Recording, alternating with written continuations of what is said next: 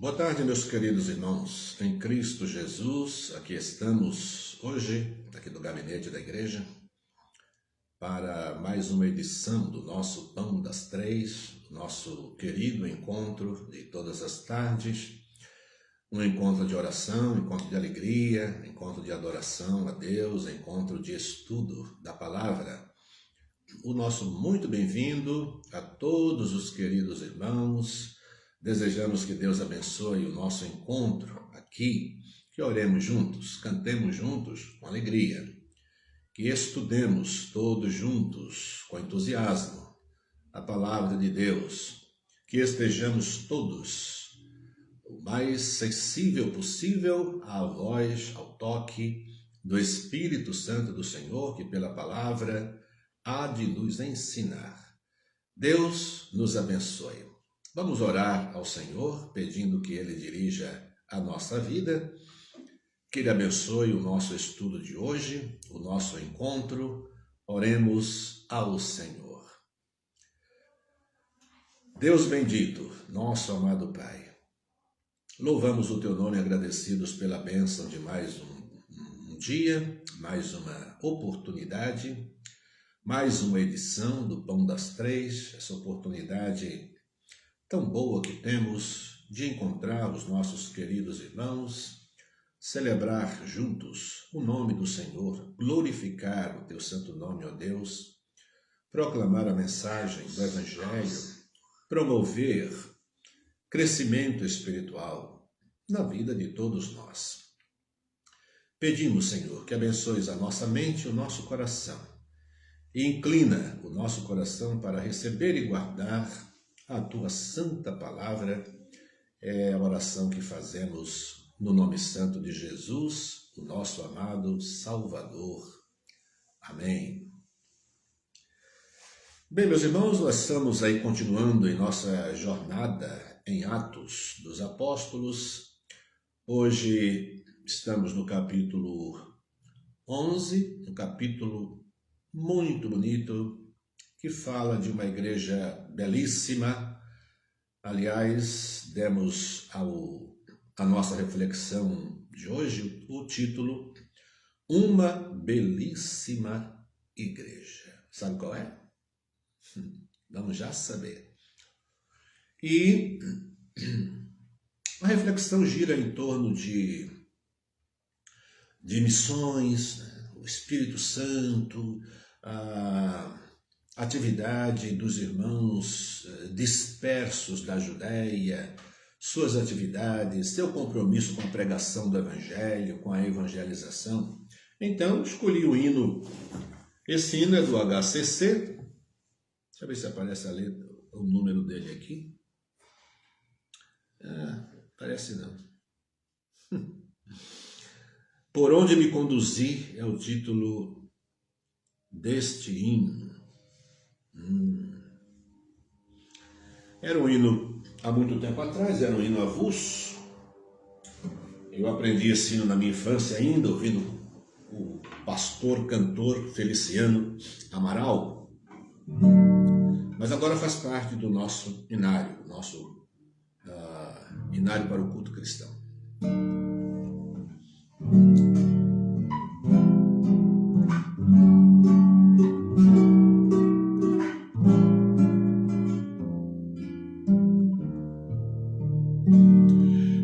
Toma a cruz e segue-me, ouvi Jesus dizer, pra te salvar na cruz morri, entrega-te hoje a mim, por onde me conduzi.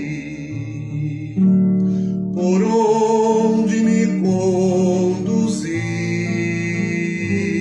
a Cristo meu mestre irei seguir, por onde me conduzi. Em sombra ou luz, seja onde for, a Cristo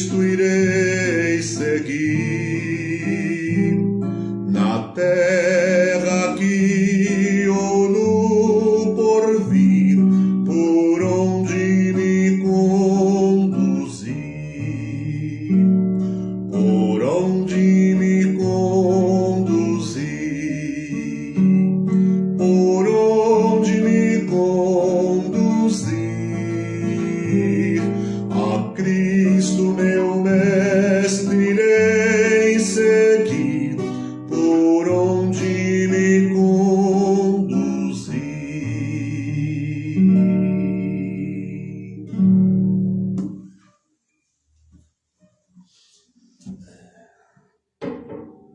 Como fazemos às vezes, cantamos as duas primeiras estrofes. No final, cantaremos mais duas estrofes.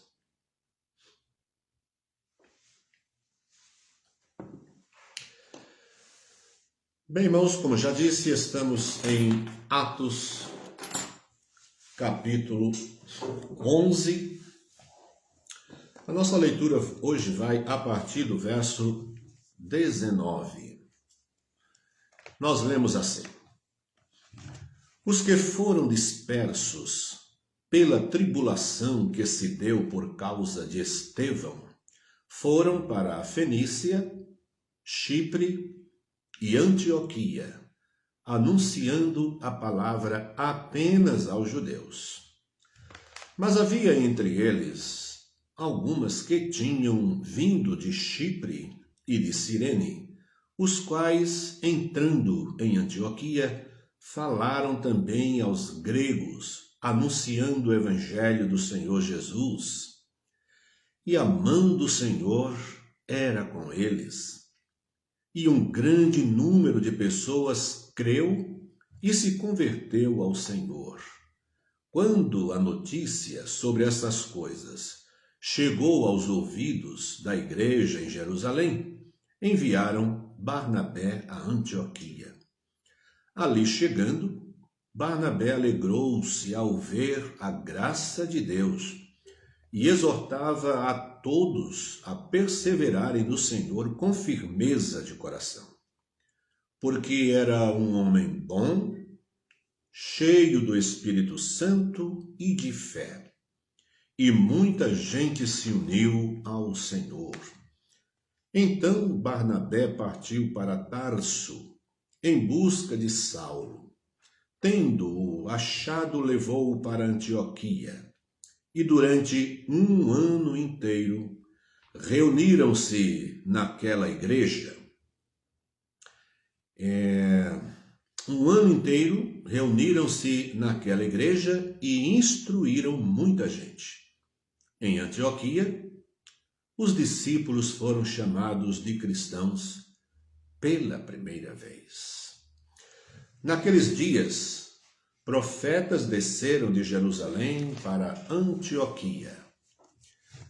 Levantando-se um deles, chamado Ágabo, indicou pelo Espírito que haveria uma grande fome em todo o mundo, que ocorreu no tempo de Cláudio.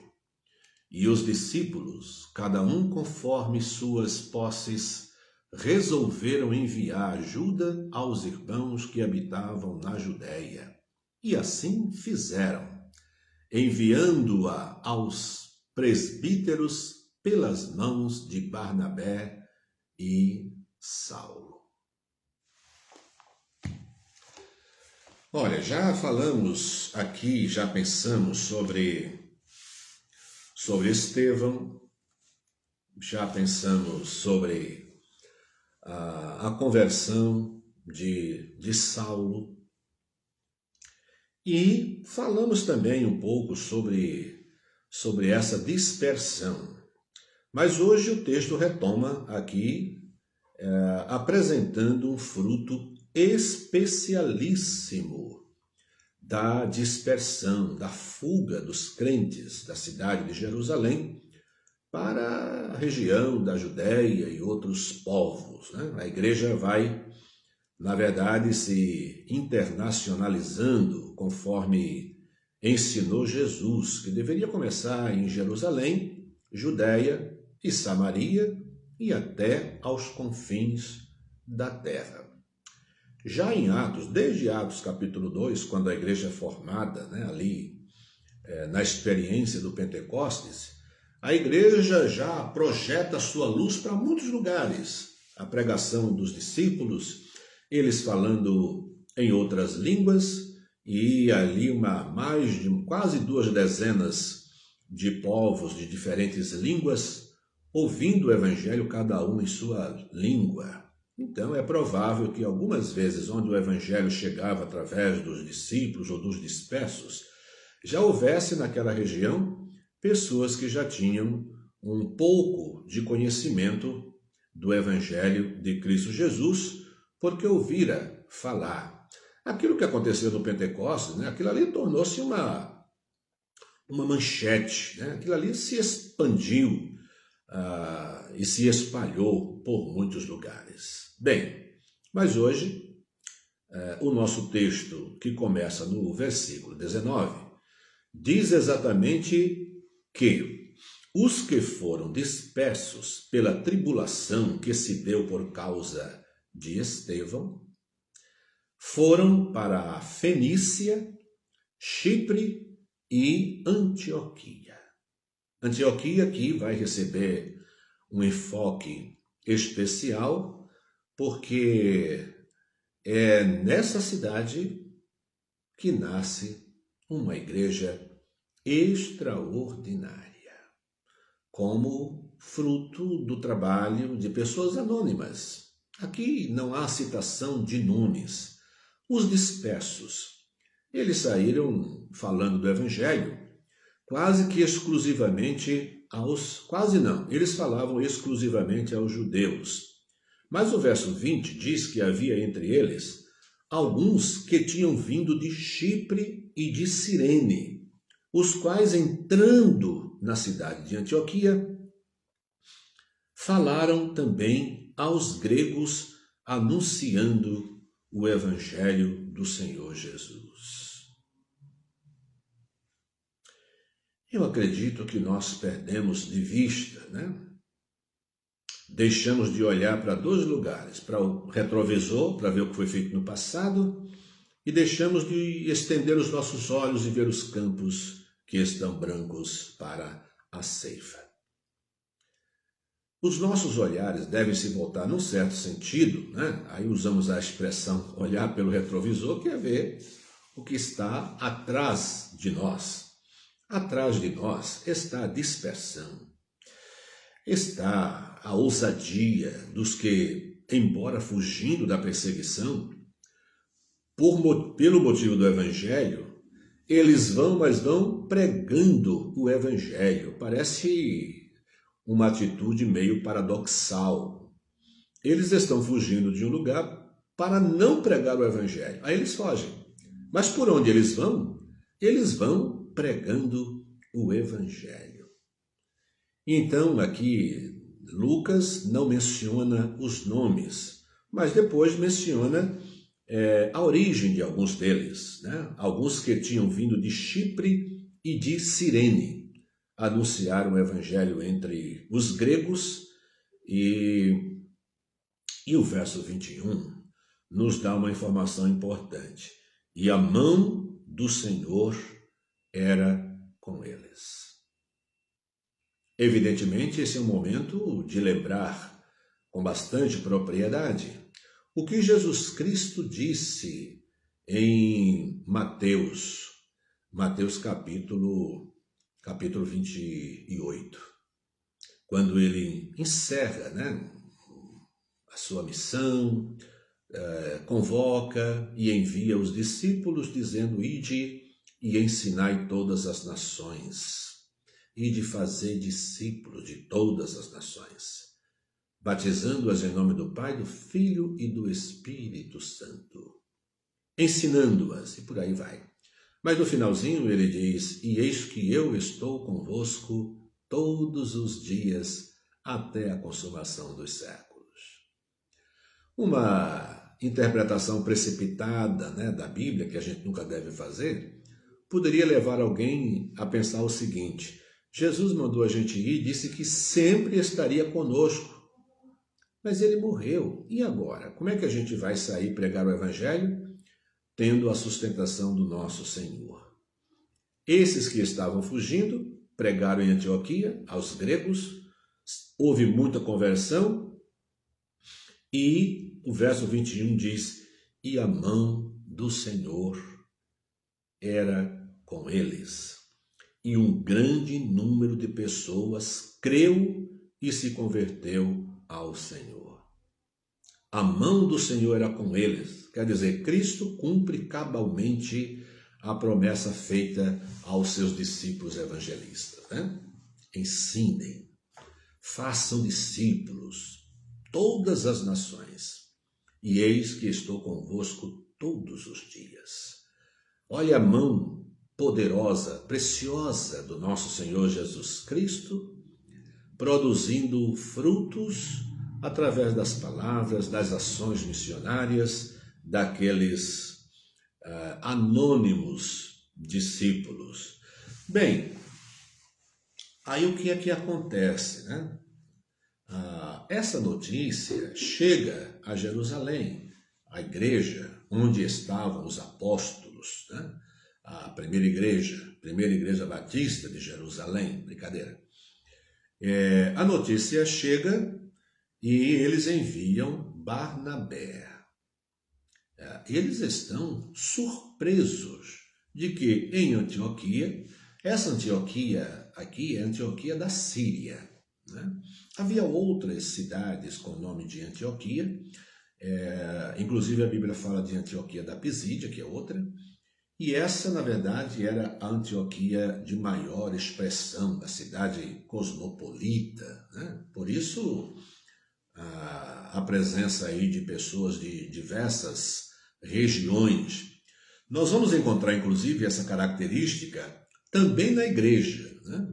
Lá para frente, a gente vai verificar, para frente, mas pertinho daqui ainda, a gente vai verificar a liderança dessa igreja. Então, uma cidade cosmopolita, e ela cresce tanto, causa bastante admiração entre os apóstolos, e eles enviam Barnabé. Barnabé. Quantos Barnabés nós precisamos hoje? Um homem de elevadíssima credibilidade, um homem respeitadíssimo, um homem cheio de fé, cheio de sabedoria, cheio do Espírito Santo e um extremo conciliador. Então ele vai a Antioquia, fica admiradíssimo com o trabalho e olha que não é apenas uma pessoa boa, é uma pessoa que tem visão do reino de Deus. Aí o que é que ele faz? Ele se lembra de uma pessoa que pode ser muito útil naquela igreja. Ele vai buscar Paulo. Ele vai e, depois de alegrar-se bastante, ele vai para Tarso em busca de Paulo, traz Paulo para fazer parte da liderança daquela igreja, e nós lemos, como você se lembra, eles passam um ano inteiro ensinando aquela igreja. Por isso, demos o título Uma Belíssima Igreja. A belíssima igreja é a igreja de Antioquia. A partir do seu nascimento e pelos motivos e pela liderança que ela acabou tendo, mas uma igreja que desenvolveu uma visão, em outras áreas possivelmente, mas eu gostaria de destacar duas. Ela é muito nova ainda, mas ela tem uma visão missionária extraordinária. Ela vai ser a base, né, das ações missionárias do apóstolo Paulo.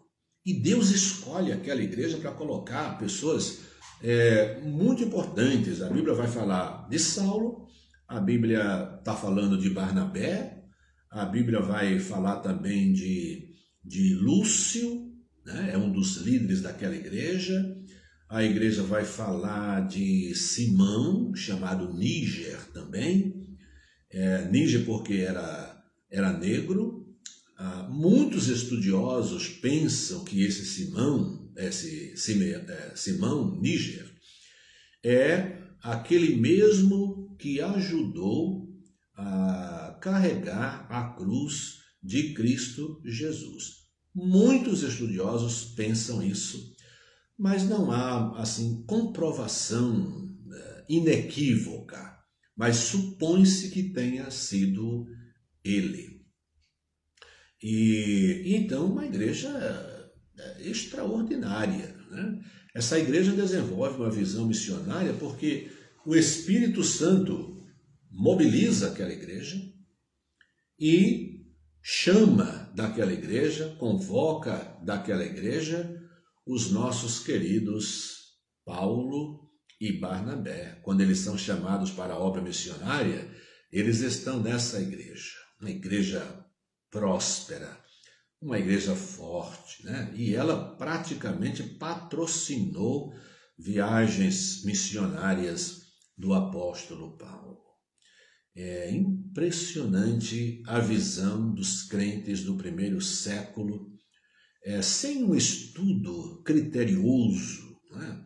Sem um estudo científico, como se faz hoje em missiologia, né? Preparando igreja, preparando pessoas, mas apenas pela direção, pela influência do Espírito Santo, aquela igreja teve uma visão profunda e ampla, de longo alcance para enxergar as necessidades do reino.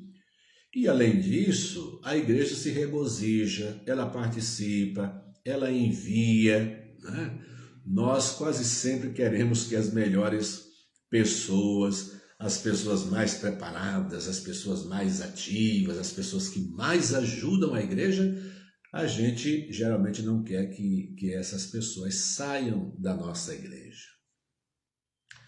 Na verdade, essa igreja, entre tantos motivos para nós acharmos uma belíssima igreja, ainda tem esse aspecto solidário dela. Ela oferece ao mundo aquilo que ela tem de melhor e não retém para si mesma, né? Então ela desenvolveu com maestria essa visão missionária. Mas um outro fato, por isso disse que ia mencionar 2 fatos importantes sobre isso naquela igreja, é que o texto nos disse também que vieram de Jerusalém várias pessoas para Antioquia. E entre essas pessoas veio um profeta por nome Ágabo, que num dado momento, pelo Espírito Santo, ele falou sobre uma grande fome que aconteceria, como de fato aconteceu, e o que é que acontece? Aí vejam só, né? Uma igreja nova, uma igreja formada por gentios, né? Uma igreja que desenvolveu profundamente o espírito missionário. Aqui também ela mostra outra virtude importantíssima para o reino de Deus, que é a solidariedade. Ao saber que vários irmãos estavam sofrendo em Jerusalém, eles decidem levantar uma oferta, deve ter sido uma oferta expressiva, e eles enviam esta oferta aos crentes que estão em Jerusalém, através de Barnabé e Saulo. Pessoas que gozavam de profunda confiança, respeito e admiração daquela igreja. Então, meus queridos, esse texto aponta para um momento na história em que a igreja de hoje deveria olhar assim como que pelo retrovisor, para ver, para não perder, caminhando para frente sim, mas olhar para ver a base da nossa história, os fatos que serviram de alicerce para a construção desse grande edifício que é a Igreja de Cristo Jesus, é o império do reino de Deus. A igreja é o reino de Cristo Jesus. Então, lá está a base. Cristo, os apóstolos, as igrejas do primeiro século, o que fizeram? Como elas fizeram? Como as pessoas têm uma liderança treinada sistematicamente como se faz hoje em dia, e a gente não consegue repetir os fatos, a gente não consegue a adesão, o apoio, né? A adesão de todo o povo. Para nenhum trabalho a gente consegue. Eu sei, cada tempo tem as suas dificuldades, cada geração tem as suas características, mas de algum modo a Igreja de Cristo é formada desde o começo por pessoas salvas que têm uma nova natureza, e essa natureza é espiritual, é resultado da semente do Evangelho plantada no nosso coração, na nossa vida, formando um novo ser, tendo Cristo Jesus como nosso referencial e o nosso alvo. É o nosso alvo de conduta moral, é o nosso alvo de fé, é o nosso alvo de trabalho, é o nosso alvo de conduta. Mas, de fato, nós não conseguimos repetir essas mesmas coisas. Mas, de qualquer forma, é um marco na história, é um ponto na história em que a gente deve, de vez em quando, olhar para lá e pedir que Deus faça em nós e através de nós obras tão extraordinárias como esses homens e mulheres fizeram no passado. Antioquia, uma belíssima igreja. Já falamos sobre essa Antioquia. É a cidade para onde foi Filipe, já falamos sobre isso, apenas citando para a gente se manter aqui bem sintonizado com a história de Atos dos Apóstolos, né? Mas é essa mesma cidade, quando, depois de fazer um trabalho muito grande em Samaria, Filipe é levado pelo Espírito Santo a evangelizar o eunuco, e depois do eunuco ele vai achar-se em Azoto e vai caminhando, evangelizando, até chegar nessa região de Cesareia, e ali fica perto, onde Paulo mais tarde vai se hospedar também. Assim que, meus queridos irmãos, Deus abençoe a nossa vida, Deus abençoe a nossa igreja, para que, inspirada em pontos especiais da nossa história, como o que se pode ver ao olhar para Antioquia, uma igreja próspera, uma igreja acolhedora, uma igreja com visão missionária, uma igreja com visão social, de um altruísmo, né, que deve ser feito também por nós. Que Deus abençoe a nossa vida e a nossa igreja, tornando-a também uma igreja próspera, para a honra e para a glória do nosso Senhor. Amém? Bem, nós vamos cantar mais uma estrofe do hino que nós anunciamos, e depois vamos fazer a nossa oração. Bem, ela tem 4 estrofes aqui, nessa página só está aparecendo 3. Então vamos cantar essa última estrofe. Meu ser e meu viver e meu amor darei a Cristo meu Senhor. Ele é meu Salvador e Rei, por onde me conduzir.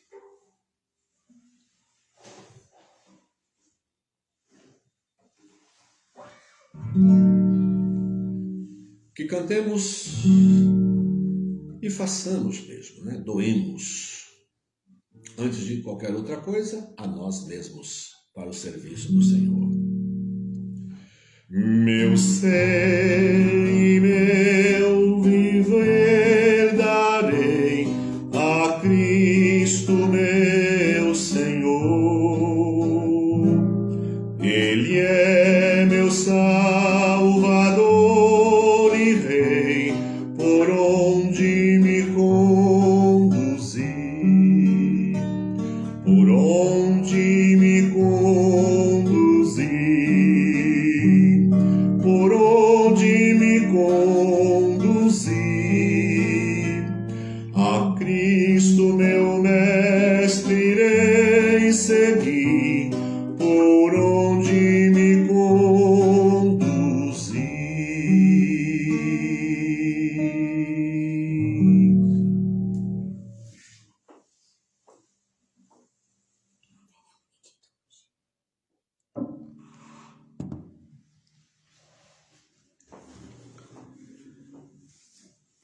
Temos aqui a nossa lista de oração, já bastante conhecida em quase sua totalidade, né? Mas cada dia, sempre que surge alguma novidade, a gente vai acrescentando, aumentando os motivos da nossa oração.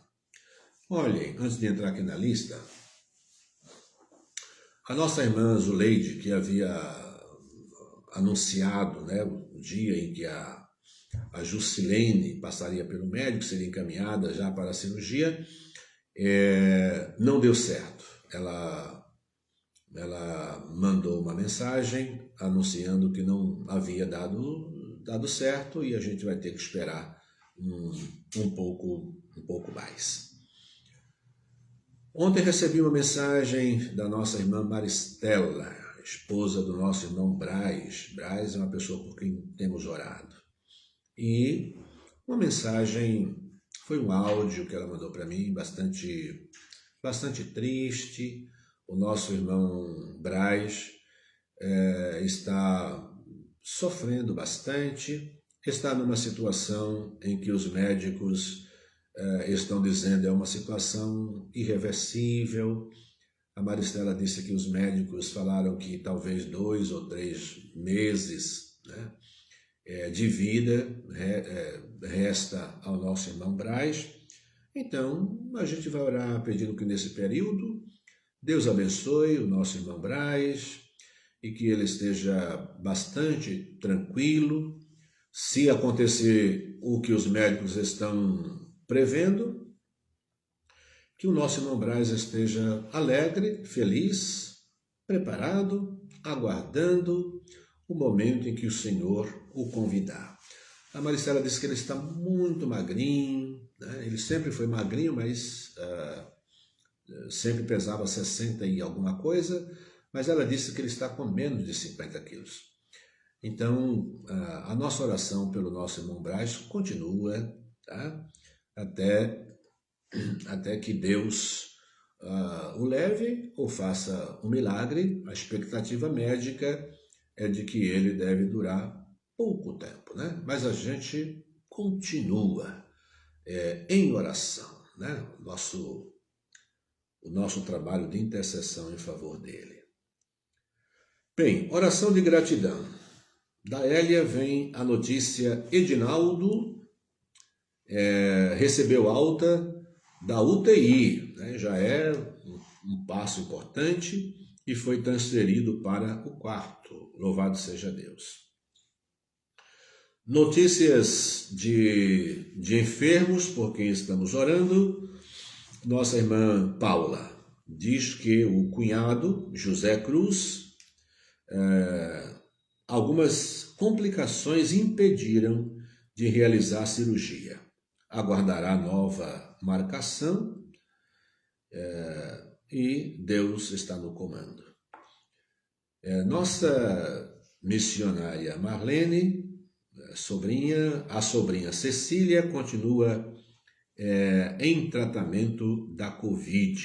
A tomografia apresentou ainda 50% de comprometimento de infecção pulmonar. Temos famílias enlutadas. Nossa irmã Solange e família, né? Ontem faleceu uma irmã da Solange. O pastor Márcio esteve dando uma palavra hoje de manhã. Ontem foi o sepultamento da irmã Zumira. O pastor Márcio também esteve lá. Então, a Juliana Almeida, que é a neta, ela que trouxe esse contato, essa informação. Então, essas famílias enlutadas, família Leite e a família Almeida, da irmã Zuzu. Hospitalizados por causa da Covid, temos ainda o Júnior, o Edinaldo, a Renilde. Ontem o pastor Genésio Soares colocou mais um boletim médico sobre a Renilde e ela vem melhorando muito lentamente, mas vem melhorando, graças a Deus. É uma luta muito grande, né? Mas Deus tem concedido até aqui melhora lenta, mas progressiva a nossa irmã Renilde. Também Aline Matos e Nanau continua internado. Ontem conversei um pouco com a Elilde, que é uma prima nossa, né? É minha prima e prima dele também, família muito grande, só tem primo lá. E ela disse que ele apresenta melhora e vai receber alta. Mas ela se preocupa muito com essa alta e todo mundo, porque ele não tem mais condições de ficar no hospital. O que o hospital pode fazer hoje, mas o cuidado é muito mais um cuidado social. Então, quando chega a esse ponto, o hospital, os médicos entendem que é um trabalho que deve ser feito pela família. Então, provavelmente ele receba alta por esses dias, mas a gente precisa orar pela recuperação plena dele e por um trabalho que a família precisa fazer. Todos sabemos que as nossas famílias, a minha, a sua, nós somos despreparados para fazer isso. Deus tenha misericórdia. Tratamento em casa da Covid, a Cecília e a Carla continuam com tratamento em casa. Outras enfermidades, muitos nomes aqui já conhecidos, Heriberto, pai do Heriberto, sogro da Sivonei. Francisco, pai da Paula Santos. O Luciano, graças a Deus, está trabalhando, está bem, né? Bem assim, ele essa recuperação é lenta mesmo, está tomando remédio ainda, mas já está trabalhando aí acho que há uns 20 dias. Valdir, o pai da nossa irmã Priscila Neguete. Severina, mãe do pastor Márcio. Marlene Odete. Helena e José Cruz, seu esposo. Tata, Wilson, Gabriel, Samuel, Irailda, Valdomira, Jane, Tereza Martinez, Hilda e Ivani, da Solange Leite, da família Leite. Arlindo, cunhado da Maria do Carmo, Idalina, sobrinha da Thalita, Brás, a pessoa de quem falei há pouco instante, Ete, irmã da Rosa, Lilian, essa Lilian aqui é do Jardim Porã, Josefa, Roberto, Lídia, Mara, Mateus, Carlos, Andréia.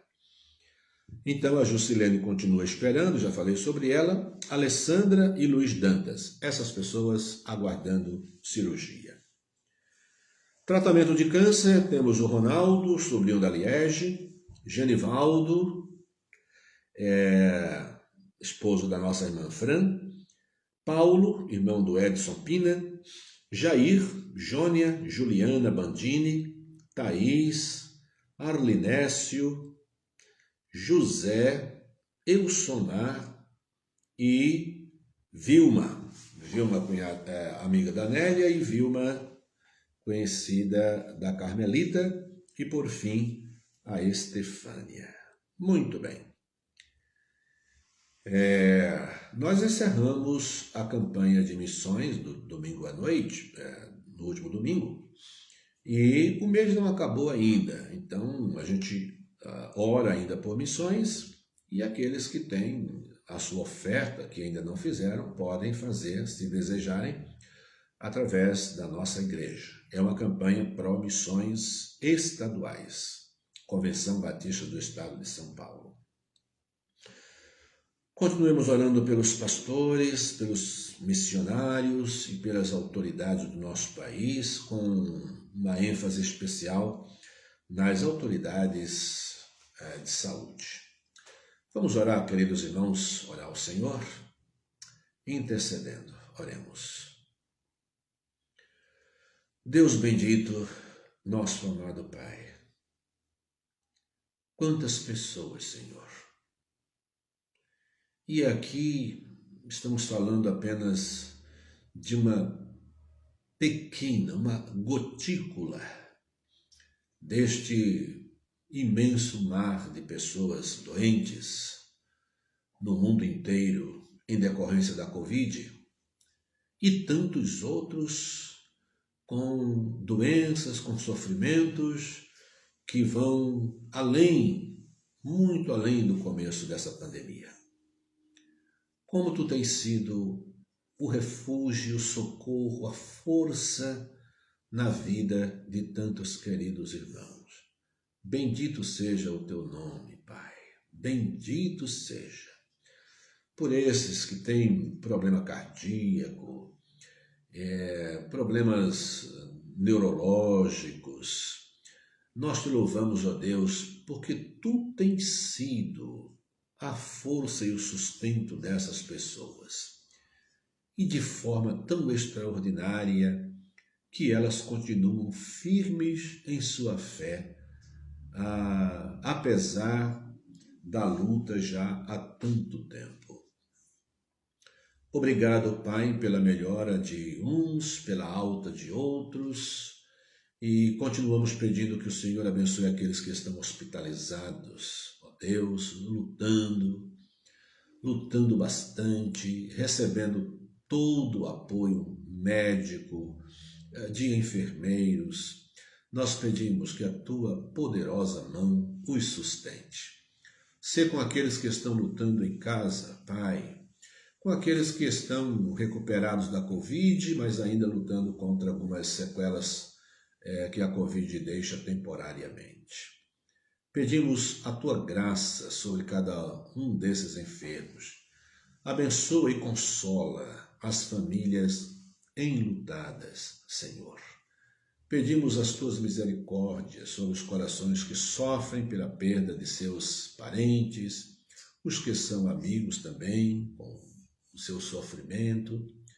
Abençoa, ó Deus, essas famílias, aqueles que estão com outras doenças, que a tua graça igualmente os abençoe, os acolha, os proteja e os cure para a tua glória em primeiro lugar, para a nossa alegria e gratidão, Senhor.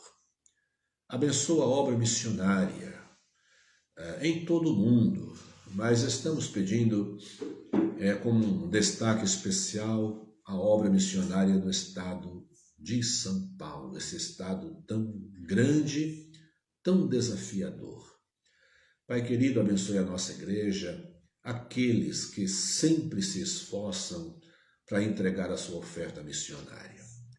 Pai, multiplica esse dinheiro e faz-o chegar em mãos responsáveis, mãos sérias, mãos conduzidas por tua sabedoria e pelo teu caráter santo, para que o dinheiro seja empregado no sustento de missionários, na abertura de novas frentes, no soerguimento de trabalhos fracos. Ó Deus, abençoa todos aqueles que oram e que contribuem financeiramente pela obra missionária. Querido Deus, pedimos a tua bênção sobre nós e nossos afazeres, dá-nos uma boa tarde. Nós te pedimos, Senhor, agradecidos em nome de Jesus. Amém. Queridos irmãos, aqui encerramos mais uma edição do nosso Pão das Três. Voltaremos amanhã, nesse mesmo horário e aqui na mesma página do Facebook. Amanhã, Pão das Três com o pastor Márcio, amanhã, sexta-feira. Deus abençoe a todos, um grande abraço e até amanhã, se Deus quiser.